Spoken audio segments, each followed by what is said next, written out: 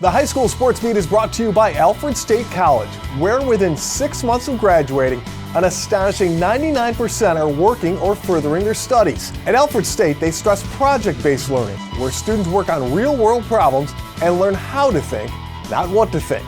Visit alfredstate.edu. Sports. It's who we are. It's what we do. It's how we roll. It's wins and losses, highs and lows. It's effort, respect, and dedication. The High School Sports Beat. Sports. It's who we are.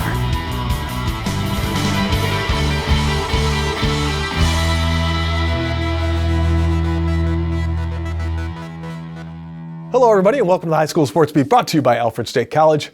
I'm Dave Yates. We begin our look at Section 5 sports this week with our opening story, brought to you by Sticky Lips Barbecue and Juke Joint. Sticky Lips Barbecue Juke Joint, New York State's largest barbecue restaurant right here in Rochester.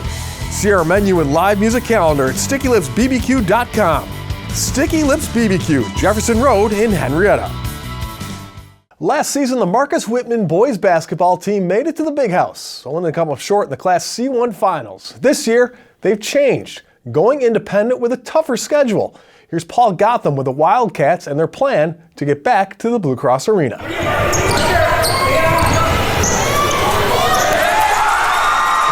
Because that's what you do. You embrace that emotion from each other. Right? We've got to do that. The Marcus Whitman Boys Basketball team might be stuck in the past, and that's not a bad thing. Class C1 sectional finalists a season ago, the Wildcats refused to forget the sting of that defeat. We need to remember it, because if we put that behind us and don't remember why, why we couldn't pull that off or why we couldn't pull off the win, then it's not going to make us better each day. We need to learn from that. We need to remember that, and then we need to use that as motivation to drive us this year and get better each day. Soon after that loss at the Blue Cross Arena, the Marcus Whitman players started preparing for the current season. And that meant a discussion via text message. It's stuck with, I think, everyone every single day.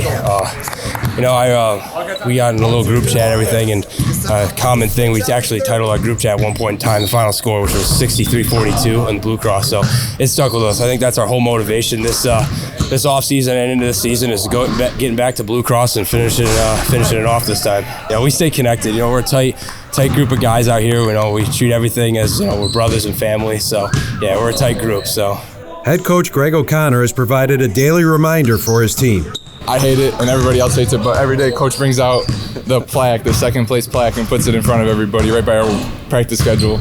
We have to look at it every day until next time we get up there, hopefully. So. Oh God, it's almost like we get done doing a drill and you start feeling a little sorry for yourself, or you may think you're a little tired, and you look over there and you kind of just let that settle in, and you're just like, all right, I got one more run in me, I got one more rep left in me, or something like that. So yeah, it's definitely been motivator for practice and everything that we do. But yeah, I bring that out every day because that's the closest we've gotten in a long time, and they kind of need the reminder of why we're here each day, besides the games, but at practice, just to play and prepare every day.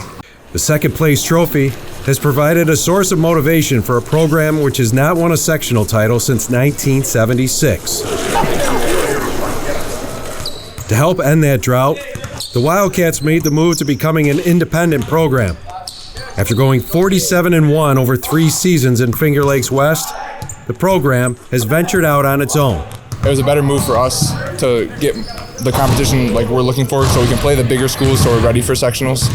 So we're more prepared to finish at the Blue Cross Arena instead of just come up a little bit short. It's going to be a new challenge for all of us. Getting to play some good high-level competition. It's going to challenge us each and every day, not just in the game but in practice. We just just can't settle for being all right. You got to settle to be better than you were yesterday. So it was a challenge, but it was definitely exciting, and I wanted to accept that challenge. The change has meant enduring a few more losses. 18-2 a year ago when they entered the sectionals, the Wildcats are currently 7-4 on the season, with setbacks to Class B schools Geneva and Hornell, as well as perennial Class C contender Lions. We think we should be undefeated right now. All the games we've had, we haven't had a collective 32 minutes of 5 or 8 or 9, 10 people to play a good collective game. So it's kind of tough to feel like we should have won the one at Weedsport. We should have won the other night at Ornell, and it's kind of tough to take that, but it's not necessarily welcomed, but it's not as hardly lost as it is if we were to lose in the West. I mean, we're ready for it. I mean, this group has been playing since like little dribblers we have on Saturday mornings up here for the little kids. And then 5th grade, we went up to Rochester and played in the Grab League. I don't know if you know what that is, but like we played all sorts of big schools and whatever, and we're just getting ready for it. And then this is kind of like the culmination of it all. It's like Seth and I's final senior year, and then everybody else after that is kind of just dispersed to the group. So it's kind of like a family we've got here. We're just trying to finish it. At first, the mentality I didn't think was there. And so we've had a couple talks recently, especially after the last couple, we lost 2 in a row now. And so yesterday we had a team meeting and we had a long conversation about what this season actually means. And, you know, I felt like sometimes it was going into the game, playing tough teams, and if we win, great. If not, that was a tough team, and we're not satisfied with that. So we're trying to change that mindset to really get back to the purpose of why we're doing this. And this, to get to that sectional final again. One of the challenges was scheduling 20 games. I mean, I thought it was going to be tough. I just kind of blanket emailed a bunch of coaches, and a lot of them got back to me. And honestly, it was like 2.5 weeks later, and we had our schedule full. So that was nice, just to get a bunch of games like that, to travel. We're tallying how far we've traveled so far. We're going to see at the end of the season how long we've gone. You know, we just played in Hornell. That makes for a long trip back, you know, when you don't get that win that you want and play as well as you want. But, you know, those are the couple of challenges that we've had so far. All of this is in pursuit of one goal. You know, this team is really full of leaders. They've been together since 3rd grade, you know, building all the way up through, and it's fun to watch them go, you know, all the way through. But to have 2 guys to step up and understand as seniors, knowing it's their last year as well, to bring that importance to the team is huge. It carries over into the juniors, and then they carry it down into the sophomore I have, and the JV team sees that as well. And so hopefully it's just kind of trickles down effect all the way through our program. Last year we made it all the way, and that was a big part of the goal, and like that's always been our goal because like since '76 that's our last sectional title, so that's a goal this year. But we don't want to flag, we want to block. So. From Marcus Whitman High School, this is Paul Gotham with the High School Sports Beat, brought to you by Alfred State College.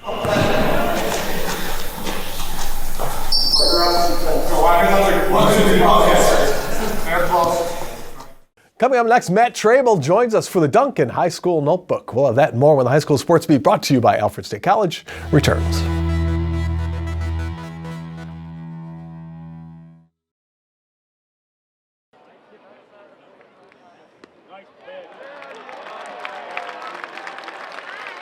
When Girl Scout ingenuity meets Dunkin' coffee, you get a cup of can-do. Girl Scout cookie-inspired flavors are at Dunkin'. Try Thin Mints and Coconut Caramel today. And get a medium latte or cappuccino for $2 from 2 to 6 p.m. America runs on Dunkin'.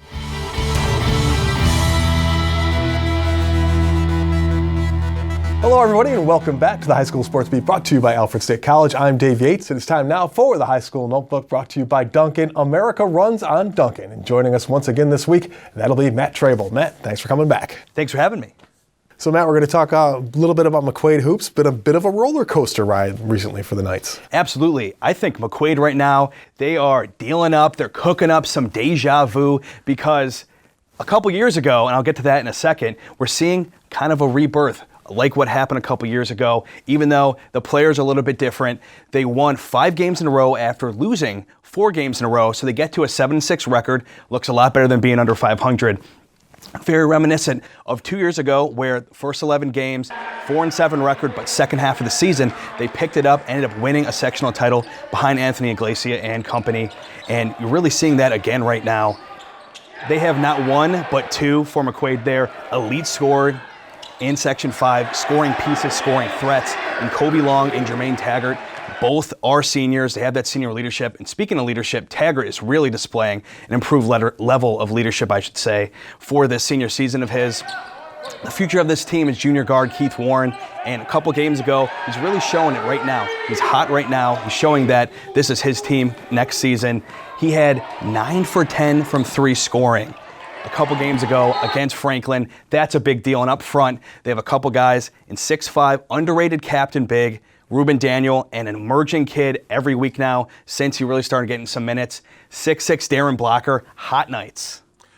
talk about a team that's been on a roll, but how about those Lancers, huh? Eastridge, 7 out of the last 8. And this is a team that, they are always there, it seems like. It seems like they have the talent, they have the raw skill, but not necessarily that little extra thing to push them over the top. Yeah, and Eastridge's winning streak does not maybe look as good as McQuaid because it's only 2 games. But like you said a second ago, when you expand it out, 7 of 8 games with wins, only that 1 loss, and that means a big kind of collection of good wins, including they swept both Pittsford teams. Both those teams won sectional titles last year, A1 and A2. And the backcourt duo of Jalen Rose Hanna and especially Tony Arnold, they've been a big deal for not 1, not 2, but 3 seasons recently. So these guys know what to do to have that kind of success in Class A.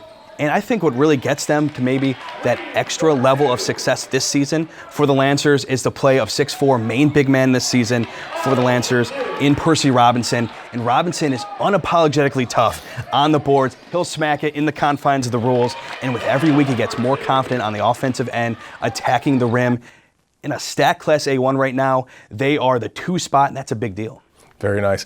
Talk about the few, the proud. We talk about East boys a lot, but the East girls, they deserve some mention right now. They are the 7th spot right now, East High, 6-4 record.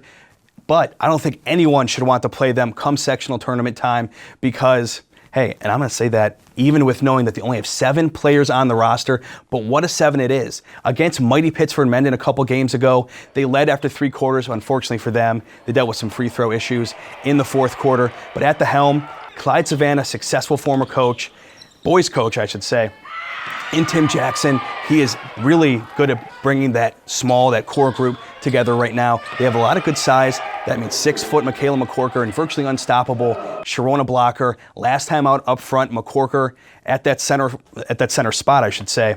She had a lot of good experience to come out of it because they played Williamsville South at home, which has that UConn commit 6'6" Amari DeBerry, because sectional tournament time around here, East will not be playing that level of size. So that's big. Right. Awesome, Matt. Thanks very much. We're back with more of the High School Sports Beat, brought to you by Alfred State College, right after this.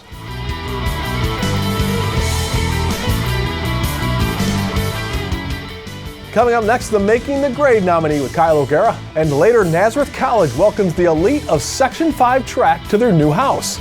We'll have that when the High School Sports Beat, brought to you by Alfred State College, continues.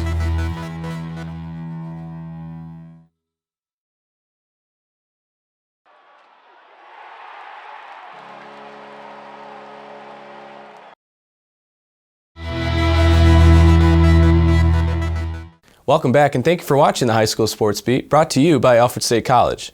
Hit the ground running at alfredstate.edu. I'm Kyle O'Gara. Making the grade this week is Canandaigua Junior Alexis Taft. Alexis is part of both the varsity lacrosse and cheerleading teams. Since she started cheerleading her freshman year, she's racked up quite the resume. In 2018, Alexis was a first pick All-County and Canandaigua's most valuable player in their state championship winning season. In addition to her success cheerleading, Alexis has a 95 average in the classroom and volunteers around her community. Alexis has been a volunteer assistant coach for 5 years and also volunteers her time in the summer to help Rochester families in need. This week, Alexis Taft is making the grade. If you have a student in mind for our Making the Grade segment, we want your nominations. Send them into mtg@rocksportsnow.com. And now here's Dave with the McArdle Section 5 Spotlight. Thanks, Kyle. Here are some of the athletes, teams, and coaches making news in this week's Section 5 Spotlight, brought to you by McArdle's in Fairport. Come home to McArdle. Well, congrats to East High boys basketball coach Daryl Barley on his 300th career victory. The Eagles remain undefeated, making Coach Barley's 17th season at East even more impressive. The Newark boys relay team of Taj Green, Renz Vessenal, Norwood Hughes, and Trey Murray set a school record in the 4x200 at Nazareth, a record that has stood since 1999. Finally, Eastridge grad Caleb Koval set a new personal record in the mile for UB at Michigan at the Wolverine Invite. Caleb, a senior, won his heat and finished 6th overall. Well, coming up next, the Jack Reed Invitational at the new Golisano Center at Nazareth. We'll show you that when the High School Sports Beat, brought to you by Alfred State College, continues.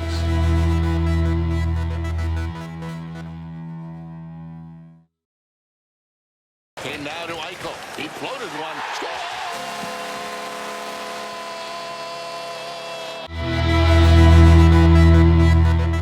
Welcome back, and thanks once again for joining us on the High School Sports Beat, brought to you by Alfred State College. I'm Dave Yates.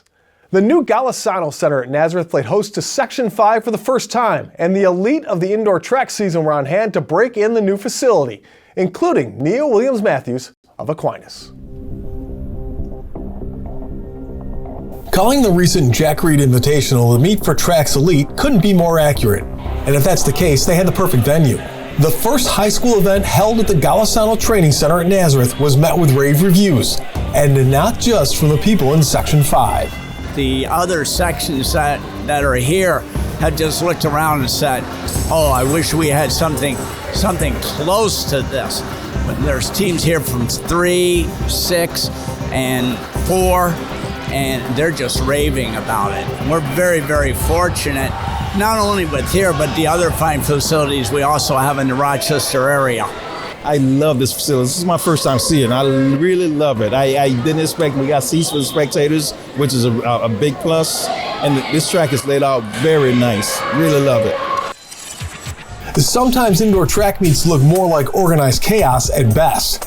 But between the seating for spectators and the separate area for the athletes to warm up, it gives the competitors a chance to have their heads in the right place, and at the same time, feel like a bit of a big deal. They do feel special, Amy, and they're not crowded like our other meets because the spectators are not mixing with them. So this is really good for them. They can concentrate on what they need to do.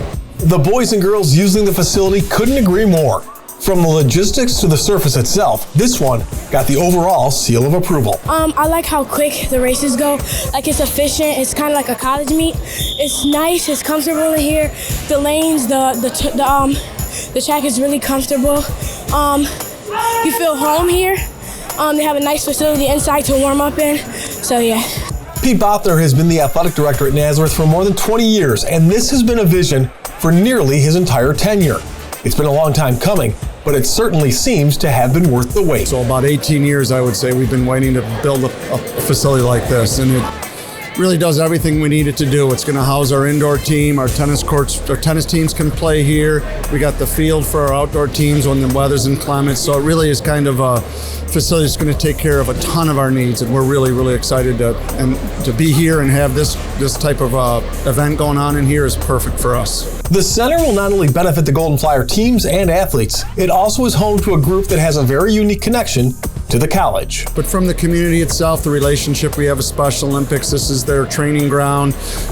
We've started a Special Olympics club on campus. We were integrating our intramurals programs to involve the Special Olympic athlete along with ours. So it's just a win-win for everybody, I think. Our athletes, the community at large, and the Special Olympic athlete all together. This event, though, was for the high school competitors, and one of the top performers was Nia Williams-Mathews from Aquinas, who won both the triple jump and the long jump. That couldn't come as much of a surprise, considering she holds the Little Irish record in both events, and in both indoor and outdoor.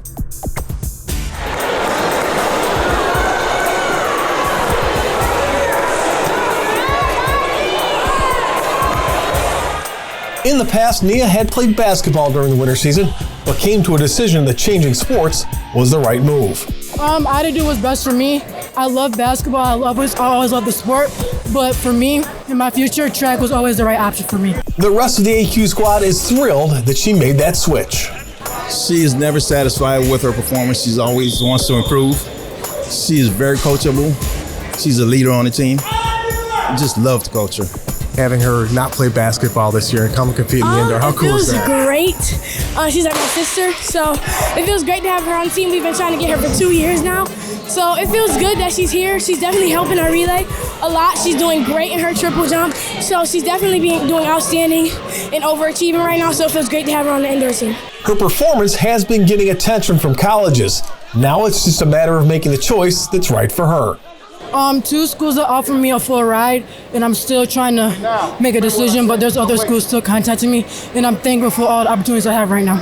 Of course, track is an individual sport, but her success and the work that she puts in to achieve it isn't lost on those around her. She sets examples for the rest of the team, and they follow.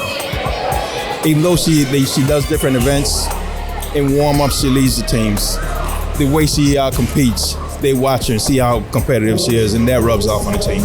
He looks at you as one of the team, as a team leader. How does that make you feel to be looked at in that way? Pretty good, because I I usually don't like talk a lot, but I also like lead by just action, not by like my voice. But I'm getting better at doing that. So is that inspirational for you? Does that it's very inspirational. It makes me want to do better because I see her doing better. So it's like I want to overachieve as well because I see the outcomes of it. It's a great outcome. So for sure.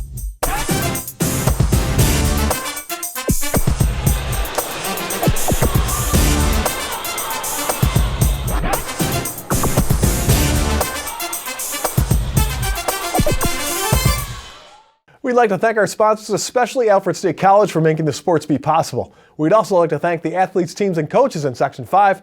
Thanks for watching. We'll see you next week.